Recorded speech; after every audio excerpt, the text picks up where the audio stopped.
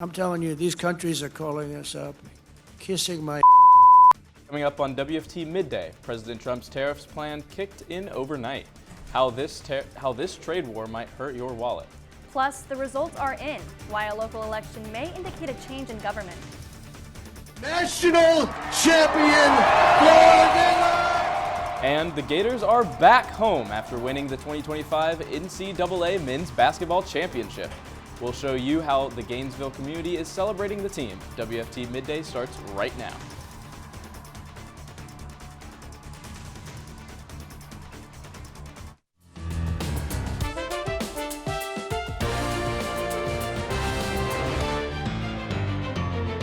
You're watching WUFT Midday.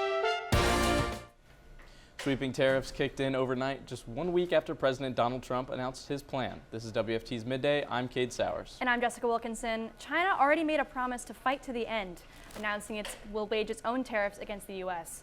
NBC's Alice Barr reports on economists' fears with this trade war. Not going to take it anymore, and that's. This morning, President Trump's trade war ratcheting up as his unprecedented tariffs on imports from around the world took effect just after midnight, spooking Wall Street investors once again. I know what the hell I'm doing. I know what I'm doing. The White House says 70 countries have already reached out to negotiate down the tariffs. They are dying to make a deal. Please, please, sir, make a deal. Something some Republicans wary of stock market plunges and recession warnings are begging the president to do. Pretty pleased with sugar on top. You sit down with every one of these countries that want to lower their trade barriers, and let's make a deal. Others standing by President Trump's tariff strategy. To reset, recalibrate the entire global economy by bringing it all home to America. But economists warn it will take years to rebuild American manufacturing for products like apparel and electronics that long ago shifted overseas, with the U.S. especially reliant on China, now hit with a cumulative 104% tariff. China firing back with retaliatory tariffs on U.S. goods. Some products like imported auto parts already seeing sticker shock from earlier tariff rounds. There was one part that was around $280, and then 2 days later, the cost went up to like $328. Democrats underscoring higher prices for American consumers. The U.S. economy has gone from the envy of the world to a laughingstock in less time than it took to finish March Madness. As President Trump stands firm that his big bet on trade will pay off. In Washington, Alice Barr, NBC News. An official headed to Washington seeking a reduction in tariffs. President Trump says Japan is also sending a team for trade talks as well. The tariff turmoil continues to raise questions about how the trade war might affect your bottom line, especially when it comes to buying a car. WFT's Tucceri joins us live in the studio to tell us what experts say you need to know before trading in your vehicle. Jess, tariffs are not only increasing prices, they're increasing questions. Finance professor at Emory University, Tucceri, says luxury car companies like Porsche tend to have huge markups on the price of their cars to absorb the financial hit caused by tariffs, more than companies like GM or Ford. Senior auto reporter at Consumer Reports, Keith Berry, says if you're questioning if it's time to get a new car, you may want to wait until questions surrounding tariff wars are answered. These tariffs are changing prices, they're changing inventory planning, they're changing shipment planning. Experts say as of now, we'll feel more of the impact on cars towards the end of the year. Of course, we will continue to update you as we find out more about the tariffs and how it could affect you. Live in the studio, Tucceri, WUFT News. Another lawsuit was filed against the Trump administration this week. This time, the lawsuit is coming from the American Library Association. The ALA says the Department of Government Efficiency put most of its staff on leave and canceled grants it provided to libraries and museums. It also says DOJ fired all 23 members of the National Museum and Library Services Board. The ALA's complaint says these actions are unlawful. It's asking a judge for a preliminary injunction to force the Trump administration to reverse those actions. We are seeing cooler temperatures that have dipped into the 70s compared to the high 80s earlier this week, and we might be seeing some storms during the weekend. UF meteorologist William Maxham joins us to tell us if it will be cooling down later this week. William, please tell us what we can expect. Well, we are seeing another push of cold air arriving at the end of the week, but we're actually going to warm up a little bit before that front arrives Friday. Today, just a touch warmer than it was yesterday. Right now, we're at 70 degrees and in Gainesville, 72 in Ocala. The winds blowing out of the north right now underneath a crystal blue sky. That wind gusting up to 18 miles an hour in the last hour. We're at 73 degrees on campus. We'll continue to see that blue sky through the rest of the day. Temperatures will keep on moving up. We're going to see highs today that are going to move up into the upper 70s, just a touch below average levels. We'll be seeing a clear sky this evening. Temperatures will fall off very quickly. It's going to be another cold night with temperatures into the 50s in the early morning. We've got low humidity in place, but there is some rain on the horizon. We'll track a cold front moving through the region Friday and talk about how much rain we'll see before the weekend in a few minutes. Thousands of Gator fans and supporters showed up at US Flavitt Field on Tuesday to welcome home the men's basketball team. Fresh off their NCAA National Championship win against the Houston Cougars Monday night, the energy was high. The Gator boys were surrounded by fans, signing autographs and taking photos. They returned with a trophy on their shoulders and a welcoming Gator family anxiously awaiting their arrival. A Gator fan, Andrew Lynn, said it was good to see their team where it all began. I feel ecstatic, you know what I'm saying? Like my heart's jumping out my chest like this. It's insane. Last night we were all at the O-Dome. We were with 11,000 of the best fans in the nation, and everyone's just cheering like this. Man, what a roller coaster of emotions last night. The Gators brought home the glory, and now fans are ready to turn up the celebrations right here in Gainesville. Florida Gators posted that there will be a national championship celebration this Saturday. Fans will celebrate the program's third national title in the Swamp before the spring's football game. We'll keep you up to date with celebration details as we learn more. This weekend, the Cotton Club Museum spotlighted black cowboys and cowgirls across Florida past and present. The event focused on engaging attendees, especially youth, with horseback riding, live music, and more. People weren't just watching history, they were writing it, dancing with it, and hearing it firsthand. Many people don't know about African American history with Western culture and its presence in Florida. Rancher John H. Nix spoke to attendees about why this event is so important. It shows that black people were part of the Western history, and it also has an opportunity to get people to understand the value of keeping agricultural land. This was the second time the event ran, aiming to connect black culture to its agricultural roots. The Cotton Club Museum hopes to make its annual tradition celebrating black history locally. The state fire marshal is still working to learn what sparked a barn fire that killed nearly 24 horses in Marion County on Tuesday. Marion County Fire Rescue responded to a structure fire near State Road 110 in Reddick. Firefighters found a barn fully engulfed in flames, with the roof already having collapsed. While fighting the flames, they discovered the remains of 21 horses. No one else was hurt in the fire. Newberry residents went to the polls yesterday to vote for a new mayor. They elected Tim Martin, who previously served as a city commissioner for 12 years. He won in a close race against opponent Joy Glanzer with a margin of 97 votes.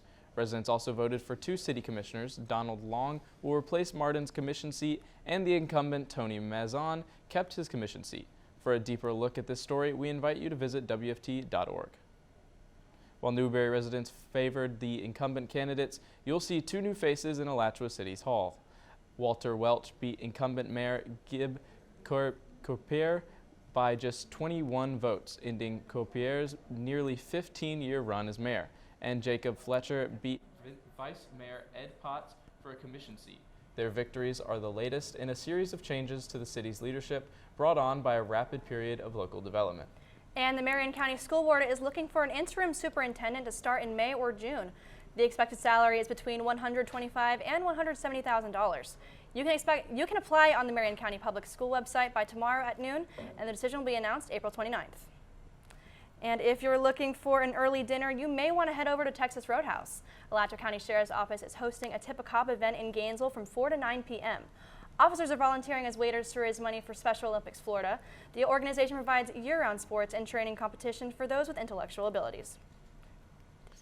Before we go back over to Williams, stay for what the weather is looking for today on the road. First, let's take a look at the traffic on our live DOT camera near Gainesville. You can see near I-75 by Gainesville's exits on your screen. We're seeing normal traffic on your lunch break now, so it's a great time to head out and get a sub for lunch. Before heading out, let's check on these sunny skies with UF meteorologist William Maxham. Hey, Kade, yeah, we're dealing with intense sunshine today, but it is still on the cool side of average by a couple of degrees. Deep blue skies over the campus UF. The temperature already at 73 degrees. Winds will remain out of the north through the rest of the afternoon. And tomorrow we'll still see a north wind, but temperatures are creeping up as we see several sunny days in a row. It's 72 currently in Ocala, 71 in Bronson. We're 70 degrees in Cross City. This is warmer than it was at this time yesterday by about 10 degrees, but that doesn't mean we're going to be 10 degrees warmer into the afternoon. That flow out of the north is going to keep us just shy of that 80-degree mark into the afternoon. Winds are gusting around 15 to 20 miles an hour today, and we'll see numbers right around the 80-degree mark in Ocala, just shy. Gainesville 78 today, and tonight with the clear sky, the air is still pretty dry, so we get those big swings in temperatures. No 40s, but we are going to be in the low 50s in a few spots. Tomorrow, though, we will be tracking a cold front headed our way, and after the last front, we're still seeing the effects of that. It is much cooler this week. Remember, last week we were around the 90-degree mark for much of the week. Much cooler this week. A second reinforcing shot of cold air is coming our way on Friday, and today that front right about the Oklahoma City area. It'll be tracking to the south and east over the next 24 hours, and as it moves into the towards the Gulf Coast, it'll produce some thunderstorms tomorrow. Slight risk category, level 2 out of 5. We're talking about gusty 60-mile-an-hour winds, maybe an isolated tornado and some quarter-size hail. Severe threats not really there when those storms arrive in our area. On Friday, let's time that out though. Storms flaring up tomorrow evening, then the front kind of pushing into Florida early Friday. This is 9 o'clock Friday morning. That front right over Tallahassee. We're still dry, but we'll see showers and thunderstorms kind of increasing into the late part of the afternoon and evening, and then quickly moving out. We're dry by Saturday morning. Not exactly a heavy rainmaker though, this cold front. We've got dry air in place, so we're really not able to generate a whole lot of precipitation. We're talking about a quarter of an inch of rain on Friday, so not a lot, but it will be cooler behind our front. We're looking at low 70s for highs on our Saturday, a little warmer on Sunday, back up into the upper 70s. And as we head into next week, 80s return on Monday, and then we're back up to near 90 degrees by Tuesday. Get today's top stories for our Spanish language audience.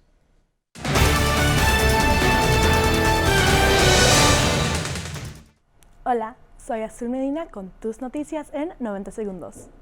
Miles de aficionados se presentaron ayer por la tarde en el campo Flavette de la Universidad de Florida para dar la bienvenida a casa a nuestros campeones nacionales de la NCAA 2025. Al subir al escenario, el público aplaudió cuando el equipo de baloncesto de Florida se reunió alrededor a dos de las figuras del deporte, el entrenador Todd Golden y Walter Clayton Jr. Mientras regresaban con un trofeo sobre sus hombros, los Gators fueron alrededor por los aficionados, firmando autógrafos y haciéndose fotos. Clayton Jr. compartió con los aficionados que Florida ha vuelto a la cima. Trump aumentó los aranceles a China al 104% después de que China respondiera al anuncio inicial. China comenta que aumentarán los aranceles de importaciones a Estados Unidos de un 34% a un 84% esta semana en respuesta al presidente Trump después de su anuncio. Funcionarios chinos han prometido luchar hasta el final en medio de una guerra comercial con todos Estados Unidos. El secretario del Departamento del Tesoro, Scott Bessent, dijo que desafortunadamente China no está interesado en negociar un trato de aranceles, llamando a China los peores ofensores en el sistema de comercio internacional. Los aranceles por ambas tomarán vigencia mañana el 10 de abril. Una discoteca en la República Dominicana deja al menos 113 muertos luego de que el techo se desplomara durante el concierto del merenguero Ruby Pérez. Videos enseñan cuando las personas empiezan a ver el colapso del techo, señalando y cuestionando si podrían salir con vida. Cuando los servicios de emergencia llegaron a la escena, tuvieron que destruir las paredes para hacer espacio y poder entrar. Cubierto por el peso del techo, Ruby Pérez empezó a cantar para que los servicios de emergencia lo encontraran rápidamente. Sin embargo, no tuvieron éxito para rescatarlo con vida. También una gobernadora y 2 beisbolistas perdieron su vida. Esas fueron tus noticias en 90 segundos. Gracias por sintonizarnos.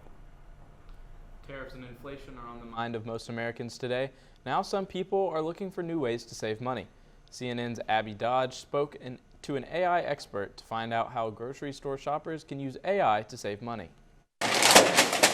Some shoppers have a system. I'm pretty old school and I like to write down my ingredients. Others let the items speak to them. So I just kind of like go with what I ran out of and buy other things that I don't need. But for busy parents, a trip to the grocery store can be a daunting task. Super expensive, yes, and the prices just keep going up. Laura White is a mom of 2 boys that eat a lot of food. She says she's at the store almost every other day, but she isn't looking to AI as an assistant quite yet. Like, not scared of technology, but like scared of AI a little bit. Like, just, I haven't gotten there yet. I'm not that comfortable yet. KC AI Club founder Chris Kovac is aware of the hesitations that come with AI. Be open-minded, be curious, don't be scared. It's simply a tool that will help our lives.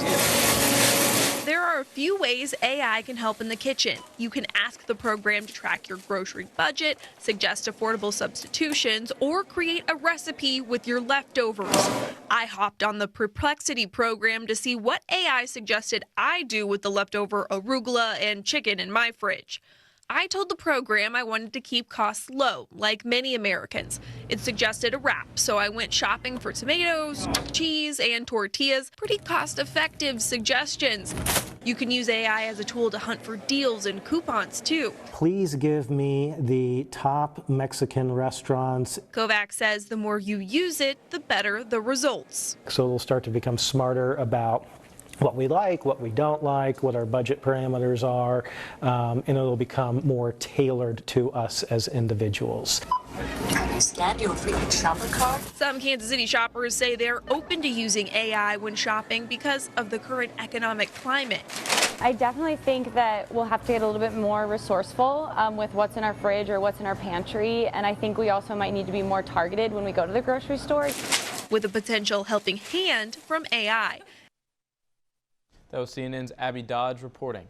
Kovac also recommends new AI users to ask those around you how they use AI and how to start. If you were thinking of fixing a part of your home this Easter, make sure you pick up what you need soon.